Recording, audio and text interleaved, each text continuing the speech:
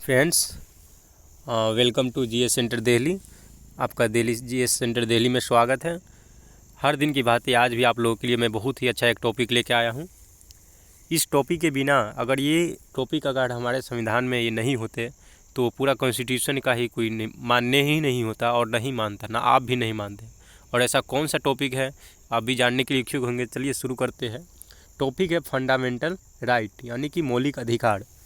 Friends, जानते हैं मौलिक अधिकार का हमारे कहीं भी किसी देश में आप रहते हैं या कहीं भी रहते हैं या कहीं छोटे से अगर तौर पर समझे घर में भी रहते हैं या कहीं भी, तो जहाँ आपको सम्मान, जहाँ कुछ अधिकार अगर आपको नहीं दिया गया हो तो जाहिर है कि आप वहाँ पे जाना या वहाँ पे रहना पसंद नहीं करेंगे। तो वही एक टॉपिक हमारे सभी पॉलिटी का है, उसमें से जिसको बोलते हैं मौलिक अधिकार, फंडामेंटल राइट। चलिए आज आपको मैं इतनी पूरा ब्रीफ में बताऊंगा, डिटेल में बताऊंगा, जिससे आपको आने वाले कोई भी एग्ज़ाम अगर देते हैं, सीटेट, स्टेट या एसएससी, बैंकिंग, रेलवे, इससे क्वेश्चन अगर किसी भी तरह से एसआई में आए तो आपको नहीं परेशानी होगी। ठीक है, चलिए शुरू करते हैं फ्रेंड्स। ये वो भाग 3 में, चलिए आपको बताता हूँ कि फंडामेंटल राइट, यानी कि फंडामेंटल राइट है जो संविधान के भाग 3 पार्ट 3 से 12 to 35, ये इसे संविधान में जाहिर है कि अगर कुछ संविधान में अगर आता है कॉन्स्टिट्यूशन में तो उसमें आपको अनुच्छेद होता है उसकी जगह, स्पेस उसको रखने के लिए। तो 12 से 35 तक फंडामेंटल राइट, मौलिक अधिकार को रखा गया है। और चलिए हम शुरू करते हैं, एक एक आर्टिकल को आपको समझाते चलेंगे कि किस आर्टिकल में क्या राइट है, क्या अधिकार हमें दिया गया है। चलिए हम शुरू करते हैं पहले आर्टिकल से। अगर हम बात करें,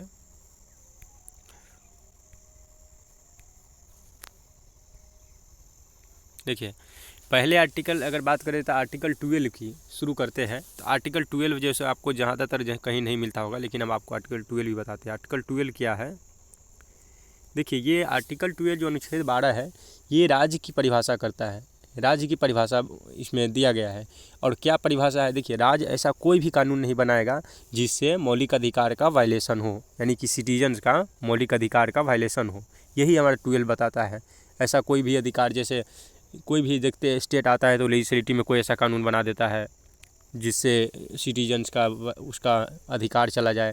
तो यही बोलती है 12, राज्य की परिभाषा बताती है। फिर 13 की बात करें, 13, तो ये बोलती है, ये इसमें देखिए एक बेसिक स्ट्रक्चर ऑफ लॉ, इसको बोलते हैं संविधान का वह मूल ढांचा, यानी कि जिसमें संशोधन नहीं किया जा सकता है। ऐसा कौन सा है जिसमें संशोधन नहीं किया जा सकता। लेकिन सबसे पहले बात करेंगे कि ये टर्म आया कहाँ से। देखिए टर्म के लिए आपको थोड़ा सा एक डिटेल बताते हैं कि केरला में जब लैंड रिफॉर्म एक बिल सेंट्रल गवर्नमेंट लाया था केरला में, तो केरला का गवर्नर आप सुनते होइएगा कि केशवानंद भारती का नाम सुने होइएगा। 1973 का बात है। 1973 में केशवानंद भारती ने ये केरला का स्टेट ऑफ केरला केस था और लैंड रिफॉर्म से लाया, जिसमें उसका बहुत सारा ज़मीन सेंट्रल गवर्नमेंट के कानून के अंदर चला गया। तो उसने सुप्रीम कोर्ट में गया, केशवानंद भारती सुप्रीम कोर्ट में गया और उसने बोला कि मेरा फंडामेंटल राइट का वायलेशन हो रहा है।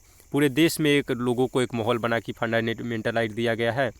और अभी हाल ही में यानी कि आज़ाद हुआ था और 1973 की ही बात है, यानी कि 20-22 साल की बात है जो फंडामेंटल राइट का वायलेशन होता है। तो फिर 13 बेंच का पीठासन, यानी कि 13 बेंच का जज का बना। इसमें बराबर आपको क्वेश्चन आता है सिकरी जो है, ये फंडामेंटल केशवानंद भारती के केस से जुड़ा हुआ है, सुप्रीम कोर्ट में जाया था, इसी की अगुवाई में सारे सुनवाई हुआ था। तो ये आप याद रखिएगा, कहीं कहीं सिकरी जो है ये पूछ देता टर्म। तो देखिए, तो वही गया वहाँ पे, तो फिर उसमें सुनवाई हुआ। इसके बाद वही ज़मीन, वहीं से एक टर्म आया बेसिक स्ट्रक्चर ऑफ लॉ।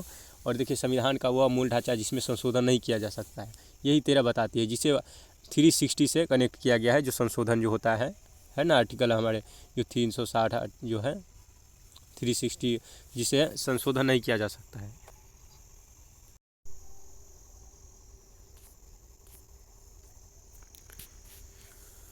तो 368 को जो अभी बताया है, 368, यानी कि 368 जिसे बेसिक स्ट्रक्चर ऑफ लॉ यानी कि 13 से इसको जो ऐड किया गया था। देखिए आप समझ गए कि बेसिक स्ट्रक्चर ऑफ लॉ है, और ऐसा कौन सा है हम आगे डिस्कस करेंगे कि किस में संशोधन नहीं किया जा सकता है। देखिए अगर इसमें बांटा गया, इसको 6 भागों में बांटा गया है। और 6 भागों में कौन है, चलिए हम एक एक करके आपको डिस्कस करते हैं। पहला है, कुछ इमेज फॉर्म में दिए है, the right to equality. Right to equality का मतलब हुआ समानता का अधिकार, सभी को समान कानून, उसके लिए सभी के एक नियम रहे, तो उसी वजह से राइट टू इक्वालिटी। फिर दूसरा बात करें तो right to freedom, the right to freedom यानी कि स्वतंत्रता का अधिकार। आप किस तरह से रह सकते हैं अपने देश में, क्या आपको स्वतंत्रता हो सकता है, बोलने की, कहीं जाने की, कहीं घर बसाने की, हर तरह की आपको दिया गया है। फिर देखिए तीसरा की बात करें, राइट अगेंस्ट एक्सप्लॉयटेशन, अब शोषण के विरुद्ध कानून अधिकार, अब शोषण के विरुद्ध भी इसमें एक कानून है। फिर चौथा की बात करें, right to freedom of religious, सभी को अपने अपने धर्म को मानने, अपने अपने तरह से धर्म को मानने की, उसको प्रचार प्रसार करने की भी आज़ादी इसमें होना चाहिए, तो इसमें एक चौथा है जो राइट टू फ्रीडम। फिर नेक्स्ट की 5 की बात करते हैं, कल्चरल और एजुकेशनल राइट। आप जानते हैं ये कल्चर और एजुकेशनल राइट की बात, ये कल्चर ही आदमी को कहता है हर्ट, यानी कि ये हृदय से जुड़ा होता है। ये किसी भी आदमी को अगर कल्चर, उसका संस्कार, अगर कल्चर उसे छीन लिया जाए तो वो मनुष्य जीवन एक बहुत फीकी हो जाती है, बहुत अजीब तरीका की हो जाती है। स्पेशल स्टेटस चाहे जितने स्टेट के दिया, ये कल्चर के आधार पर ही इसे रखा गया है कि मेरा कल्चर ना खराब हो, मेरी कल्चर, किसी भी अपना कल्चर विरासत एक होता है जिसे अपना ज़िंदा रखना पड़ता है पूर्वजों की। तो कल्चर और एजुकेशनल राइट है, शिक्षा जो है यानी कि शिक्षा और संस्कृति संबंधी अधिकार। फिर बात करें 6 का तो कॉन्स्टिट्यूशनल रेमेडी, संवैधानिक उपचार। तो चलिए एक एक करके आपको नीचे डिस्कस करते हैं। देखिए पहला इसमें देखिए कुछ आपको बता दें इसमें क्या रहा है, feature of fundamental right. Fundamental right cover under the article 15, 16, 19, 29, 13 are available only to the citizen not absolute. ये सिटीजन्स यानी कि 15, 16, 19, 29, 30 ये सिर्फ सिटीजन्स के लिए है, न कि फॉरेनर के लिए। अब देखिए एक आपको जैसे एक में से एग्जाम्पल देते हैं, 16 है, 16 कहता है कि सबको समान अवसर दिया जाए गवर्नमेंट जॉब में, एम्प्लॉयमेंट का राइट टू एम्प्लॉयमेंट। देखिए अगर इसमें अगर सिटीजन्स नहीं रहे, फॉरेनर के लिए भी कर दिया जाए तो क्या करेगा, अमेरिका वाला आएगा, चाइना वाला आपके कंट्री में आएगा, वो ज़बरदस्ती धरना प्रदर्शन करेगा कि नहीं हमको भी जॉब चाहिए ही चाहिए, हम 1 लाख चाइना का आए हैं उसमें से को नहीं हुआ है। तो इसलिए ये इंपॉर्टेंस हो जाता है कि उसमें भी कि कौन सिटीजन्स के लिए रहना चाहिए और कौन बाहरी के लिए, कौन फॉरेनर के लिए। ठीक है, समझ गए। चलिए हम आगे बात करते हैं, note absolute but qualify, justiciable in nature wise अगर बात करें तो ये जस्टिसेबल होता है। Defend and granted by the supreme court, इसको देख रेख यानी कि आपको फंडामेंटल राइट का अभी बताया था ना कि फंडामेंटल राइट का केशवानंद भारती का ज़मीन वाला विवाद चला, वो सुप्रीम कोर्ट में है, यानी कि सुप्रीम कोर्ट को ये देख रेख में पूरा संरक्षण में ये फंडामेंटल राइट होते हैं। ठीक है, चलिए नोट परमानेंट, ये परमानेंट नहीं है, इसमें आप परमानेंट कैसे नहीं है, इसको बदल भी सकते हैं अगर आपको बहुत सारा ऐसा है जिसमें बदलने की ज़रूरत होता है और बदलता भी है, उसमें संशोधन भी होते हैं, इसलिए कह रहा है कि परमानेंट भी नहीं है। Can be suspend during the national emergency expect right to under the article, देखिए 20 या 21, ये नेशनल इमरजेंसी जब लगता है तो उस समय 20 और 21 सस्पेंड भी किया जाता है, देख रहे हैं ना सस्पेंड कर दिया जाता है यानी कि उसको थोड़े दिन के लिए हटा दिया जाता है। फिर बात करें नेक्स्ट की, right under the article 19 can be suspend only under external emergency. देखिए ये जो बेसिकली ये बात है 19 की अगर हम बात करें तो इसमें 6 अधिकार लोगों को दिया गया है और 6 अधिकार हम बात करेंगे आगे, लेकिन अभी सुनिए कि 6 अधिकार इसको नेशनल जब इमरजेंसी लगता है उस समय इसको सस्पेंड भी कर सकता है। ठीक है, यानी कि नेशनल इमरजेंसी बोले तो एक्सटर्नल इमरजेंसी बोल रहा है, यानी कि एक्सटर्नल यानी कि बाहरी अगर कोई देश आप पे अटैक कर दिया जाए, और 19 में किया गया है कि स्वतंत्रता का अभिव्यक्ति की आज़ादी, और आप धरना प्रदर्शन भी शांति रूप से कर सकते हैं, इसके 19 के बी में कहता है, बताया गया है। तो आप अगर बाहरी अगर आपको कंट्री पे अटैक कर दे और आप कहिएगा कि आप धरना प्रदर्शन करना शुरू कर दीजिएगा, कहीं खड़ा होना, यानी कि तो वो गलत है ना, वो तो एंटी नेशनलिज्म में आ जाएगा आप लोग। तो इसलिए कह रहा है कि ये सस्पेंड होता है एक्सटर्नल, बाहरी अगर कोई आपको वही करे, क्या बोल सकते हैं, एक्सटर्नल इमरजेंसी, तो इसके दौरान आपको लग सकता है कोई देश अटैक करे तो। ठीक है, चलिए हम आगे बात करते हैं, chart for the fundamental right. Fundamental right का यहाँ पे एक चार्ट बना है और उसके थ्रू चलिए हम समझते हैं। देखिए चार्ट फॉर देखिए 14 क्या है, 14 की अगर बात करें तो इक्वालिटी बिफोर लॉ। अब इक्वालिटी बिफोर लॉ क्या है, लॉ के आगे सब समान, यानी कि कानून सबके लिए बराबर रहेगा। देखिए इसको थोड़ा सा इसको टर्म में समझिए कि सबके लिए बराबर होगा, तो अगर ये छोटी सी अगर कोई ले तो क्या 5 साल के बच्चा जो क्राइम करेगा या 6 साल के बच्चा क्राइम करेगा और 20 साल के आदमी जो मैन क्राइम करेगा, तो क्या दोनों के लिए सेम पनिशमेंट हो जाएगी? तो थोड़ा सा यहाँ पे अंडरस्टूड आपको रखना है कि ये अमेरिका 2 तरह की है। अगर फंडामेंटल ये बात करें इक्वालिटी बिफोर लॉ, तो इसमें 2 टर्म आती है। एक है यानी कि ब्रिटेन की बात करें, एक है यूएसए। तो हम लोग फॉलो करते हैं यूएसए के बेस्ट पे। यूएसए के इसलिए कि इक्वालिटी बिफोर लॉ, सबके लिए समान कानून नहीं हो सकता है। कोई बच्चा है, कोई उसके लिए भी उतना ही, या 20 साल के है उतना ही, बुढ़वा है वो भी वैसी हरकत कर रहा है जो बच्चा कर रहा है, तो उसके लिए थोड़ा सा रह तो कानून के आगे समक्ष सभी समान है। ठीक है। फिर बात करते हैं 15 की।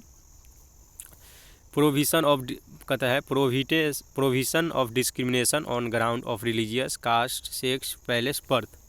किसी भी व्यक्ति को आप किसी भी व्यक्ति को उसके बोले तो किसी को जाति, धर्म, नस्ल, स्थान पे आप भेदभाव नहीं कर सकते। जैसे एक टर्म आता है कि बिहारी कह के किसी को चिढ़ाता है तो वो गुस्सा हो जाता है, सोचता है कि ये एक अलग उसको माइंड सेट, उसके नज़रिया से बोलता रहता है। या किसी को नीचे कास्ट के है तो उसको कास्ट के का नाम से नहीं चिढ़ा सकते हैं। किसी को सेक्स की, या मानी कि सेक्स मतलब जेंडर को, या जेंडर है तो उसको वो बोल के नहीं कर सकते हैं। ये सबकी समानता का अधिकार देता है कि यानी कि प्रोहिबिशन, डिस्क्रिमिनेशन, किसी भी तरह से आप भेदभाव नहीं कर सकते हैं लोगों के बीच में। फिर 17 की बात करें तो एवोल्यूशन ऑफ अनटचेबिलिटी, ये अस्पृश्यता का अंत बोलता है, यानी कि छुआछूत जो होता है उसको अंत बोल रहा है। 17 है, उसके द्वारा आपको छुआछूत आप किसी से नहीं कर सकते। अगर छुआछूत करते हैं तो आपको वो पनिशमेंट यानी कि 17 के तहत आपको जो कार्रवाई है वो होगी। एवोल्यूशन ऑफ टाइटल, देखिए एवोल्यूशन 18 की बात करें, एवोल्यूशन टाइटल यानी कि ब्रिटिश के द्वारा बहुत सारा टाइटल दिया जाता था, उसके लिए समान राशि उसके लिए भी दिया जाता था। इंदिरा गांधी ने इसको ख़त्म किया था टाइटल। तो देखिए इसमें समाज में एक बैलेंस बनाने के लिए इस टाइटल को ख़त्म कर दिया गया कि किसी को बड़ा सा टाइटल न रहे, वो महाराजा का या रॉय का या कुछ भी का लिखे रहे। लेकिन ये एक कुछ इसमें ये भी ध्यान रखा है, शिक्षा के क्षेत्र में अगर कोई टाइटल आपको है तो वो रह सकता है, जैसे डॉक्टर है, प्रोफेसर है, ये सब आप लगा सकते हैं। और समझे, ठीक है। Evolution of title, Bharat Ratna भी देखते हैं मिलता है, तो भारत रत्न प्रणब मुखर्जी, भारत रत्न, तो ये सब बोल सकते हैं। ठीक है, वो उसकी अपनी मेहनत यूटिलिटी के है, किसी के द्वारा दिया गया नहीं है, इसलिए वो रहेगा एवोल्यूशन ऑफ टाइटल में। वो छोड़ के बाकी के सब खत्म है। फिर चलिए अगले में चलते हैं। राइट टू फ्रीडम, आज़ादी बात कर रहा है, आपके आज़ादी का अधिकार। इसमें क्या है, 19 की बात करें, protection of certain right regarding freedom of speech. देखिए फ्रीडम कह रहा है कि इसमें 6 प्रकार की जैसे है, आपको थोड़ा सा वही बताते चलते हैं सिंपल में कि 6 प्रकार की, यानी कि किसी भी आप एक स्टेट से दूसरे स्टेट में बिजनेस कर सकते हैं, एक स्टेट से दूसरे स्टेट में आप घर बना सकते हैं, कहीं भी आप जा सकते हैं, अभिव्यक्ति की आज़ादी, प्रेस की आज़ादी, इस सभी बातों को 19 में इसको रखा गया है। ठीक है, देखिए इस सब सारी बातों को 19 में यानी कि इसमें रखा गया है। फिर 20 की अगर बात करें तो protection in respect of convention of offences जो होता है उसके प्रति इसको प्रोटेक्शन देने की इसमें दिया गया है, 20 में बताया गया है। फिर 21 की बात करें, protection of life and personal liberty, कह रहा है protection life and personal liberty. ये क्या है प्रोटेक्शन, यानी कि राइट टू लाइफ, यानी कि किसी व्यक्ति को जीने की आज़ादी ये दिया गया है। फिर 21 के ए के बताया तो राइट टू एजुकेशन, इसके राइट टू एजुकेशन यानी कि 6 वर्ष से 14 वर्ष के बच्चों को कंपलसरी और फ्री एजुकेशन की व्यवस्था है।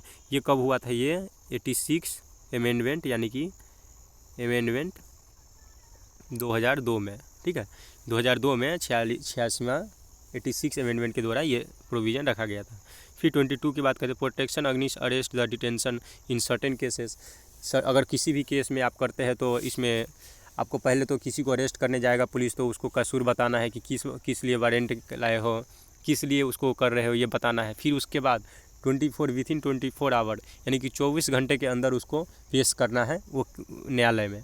तो ये 22 में बताया गया है। चलिए आगे चलते हैं। 23 prohibition of traffic in human being and force labour. देखिए 23 जो बताता है कि किसी व्यक्ति को आप उससे फोर्स लेबर, बाउंडेड लेबर, आप नाम सुने हैं कि जब आज़ादी देश हुआ, या आप सुने होगा थोड़ा सा स्टोरी अगर सुनिए तो देखिए साउथ अफ्रीका हम लोग चलते हैं कि साउथ अफ्रीका जब ईस्ट इंडिया का ब्रिटिश हो या किसी भी कंट्री वहाँ पे जाता है, या यूएसए वहाँ पे जब अपना वो एम्पायर अपना रूल किया जब उसने, तो वहाँ से कुछ भी को ख़रीद लिया और यहाँ के लेके अमेरिका में लाया। वही आज का वह नक्सल जो भेदभाव जो होते हैं अमेरिका में, देखते हैं कि गोरे वाइट और ब्लैक वाला, तो उसी सब से जुड़ा हुआ है। तो बॉन्डेड लेबर इसमें बताता है कि किसी को आप बॉन्डेड लेबर बंधुआ मजदूर नहीं बना सकते हैं।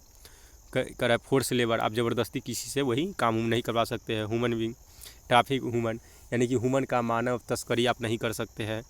ये अभी बॉर्डर पर देखते ही बहुत ज़्यादा केस सुनने में आता है, या अपना कंट्री के अंदर भी ये बहुत सारा होता है कि मानव तस्करी करना शुरू कर देता है। तो ये सब बातों को ध्यान में रखना है। 24 की बात करें, 24 की, provision of employment of children in factory, यानी कि ये प्रोहिबिटेड किया गया है, रुका गया है कि आप 6 से 14 वर्ष के बच्चों को आप फैक्ट्री में काम नहीं करवा सकते हैं। ये इस अगर करवाते हैं तो इसके लिए आपको कानूनी कार्रवाई आप पे किया जाएगा। तो ये फोर्स फैक्ट्री में नहीं करवा सकते हैं। ये इतना में एजुकेशन राइट है, आप उसको मिस यूज करते हुए आप उसको फैक्ट्री में या खतरनाक फैक्ट्री में, ठीक है, नहीं काम करवा सकते। 25 देखिए, freedom of consensus and free profession practice and propagation of religious, आप रिलीजियस को किसी भी तरह से प्रैक्टिस कर सकते हैं, उसको मान सकते हैं। प्रोफेशन यानी कि उसको किसी भी तरह से आप फॉलो कर सकते हैं, कोई भी रिलीजन को, ये बता रहा है। 26 के बाद है फ्रीडम मैनेज रिलीजियस अफेयर्स, आप अपने धर्म को किस तरह से मैनेज करते हैं, इंस्टीट्यूशन बना के टैक्स जमा, वो क्या कहता है, धन अर्जित करके इंस्टीट्यूशन के द्वारा, मिशनरी मस्जिद बहुत होता है ना, क्रिश्चियन मिशनरी सुनते होइएगा, या गुरुकुल, किस तरह से आप करते हैं अपना मैनेज, आप किसी भी तरह से करिएगा, ये 26 बताता है। ठीक है, 27 की बात करें, freedom as the payment of taxes for promotion of any particular religious, देखिए कह रहा है कि फ्रीडम टू पेमेंट और टैक्सेस, कर जो है किसी भी पार्टिकुलर रिलीजन, अपना अपना सब धर्म अपना वो कर इकट्ठा कर सकता है, यानी कि लेन देनी जो होता है। तो ठीक है, समझ गए कि फ्रीडम एज द पेमेंट और taxes promotion in any particular religions. फिर 27 की बात करें, फ्रीडम यानी 28 की बात करें, freedom as the attendance at religious institutions और religious worship certain educational institution, यानी कि सब धर्म को अपना आज़ादी है कि वो मदरसा चलाए, गुरुकुल चलाए, कि मिशनरी चलाए, इस तरह की सभी को आज़ादी दिया गया है। फ्रीडम अटेंडेंस रिलीजियस इंस्टीट्यूशंस, यानी कि किसी भी तरह से इंस्ट्रक्शन इंस्टीट्यूशन को और पूजा पाठ करे, ये सब को आज़ादी दिया गया है 28 में। फिर देखिए 29 और 30 की बात करते हैं, cultural and educational right, cultural यानी कि क्या बोलते हैं ना उसको, ट्रेडिशनल परंपरागत या एजुकेशनल राइट यानी शिक्षा का, ये भी कह रहा है कि प्रोटेक्शन इंटरेस्ट माइनॉरिटी के लिए, जो अल्पसंख्यक है उसके लिए ये प्रोटेक्शन 29 के तहत उसे प्रोटेक्शन दिया गया है कि उस पर आप नहीं कर सकते भेदभाव या ज़बरदस्ती धर्म परिवर्तन का नहीं करवा सकते हैं, ये सारी बातों को। 30 की बात करें, right of minority to establish and administer educational institution, आप अपने किस तरह से एडमिनिस्ट्रेशन करते हैं अपने इंस्टीट्यूशन को, गुरुकुल को, मदरसा को, किस मिशनरी को, तो ये सब 30 में बताया गया है। रिलीजियस को आप किस तरह से मैनेज करते हैं, इंस्टीट्यूशन को चलाते हैं, वहाँ अपना करिए, उसको मिस यूज नहीं कीजिए कि दे दिया गया आपको और उसमें टेररिस्ट पैदा कीजिए, या हिंदू दे दिया तो उसमें कुछ ऐसा कीजिए कि देश की गतिविधि में शामिल हो कुछ, तो इस तरह के बातों को 30 में बताया गया। देखिए इस तरह से हम 30 तक आज डिस्कस किए हैं। आज का हम 30 तक फंडामेंटल राइट को 30 तक डिस्कस किए हैं, और आई होप कि आप लोगों को समझ में आया होगा। और इसके बाद आपको फंडामेंटल राइट से नहीं, अब कोई भी क्वेश्चन आए या किसी भी तरह से आपको परेशानियाँ नहीं झेलना पड़ेगा। ठीक है, चलिए इस वीडियो, धन्यवाद।